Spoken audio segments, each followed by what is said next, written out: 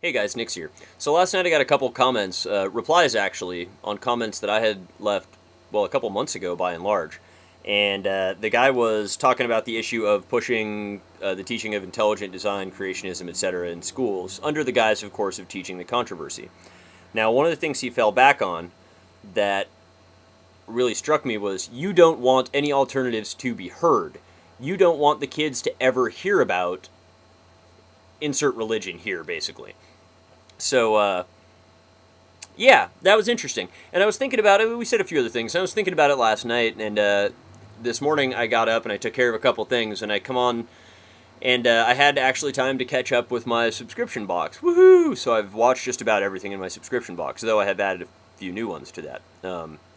Yeah, and so I ran out of videos to watch, and I don't have anything to do for a little while here, and I went to see what YouTube would recommend for me, something I haven't done in quite some time, really. Because usually it's just older clips, and like I get a lot of old clips of the atheist experience, because I've watched pretty much every video I can dredge up on YouTube, and, things like that. So one thing it showed was Kirk Cameron's video introducing their copy of The Origin of Species, their introduction to the Origin of Species. And I was like, okay, yeah, why not? We all had fun with that. I'll go watch that. And I came across this same point. Kirk Cameron says, with a completely straight face, seated, crossed back over his chair, trying to look all hep and young and stuff, and he says with a completely straight face, our kids are growing up. He quotes atheism statistics among high school teachers and professors in college, and then says that's why atheism is going up among kids of that age, which, sure, correlation does not equal causation, but we'd all like to think that a better education leads people to better, reasonable decisions. Anyhow, he quotes these statistics and says, our children are growing up without ever hearing the good word. And I'm not sure if he used the good word as the phrase there. I could flip back over to it, but it's a good enough paraphrase. Without ever hearing about, the fact that evolution's false and all that crap. Now, one thing we all know is that evolution is not false.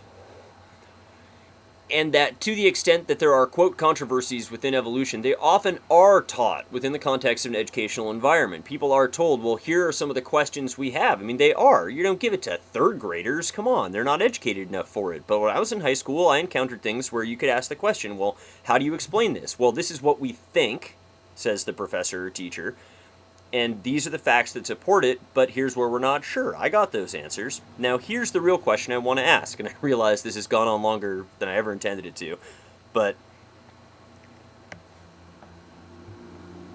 Kirk Cameron says, with a straight face, and this guy in my comments last night says, with the straight text, if you will, but he says it in all seriousness to the best I can determine, that kids grow up without hearing about religion, basically? Are you kidding me?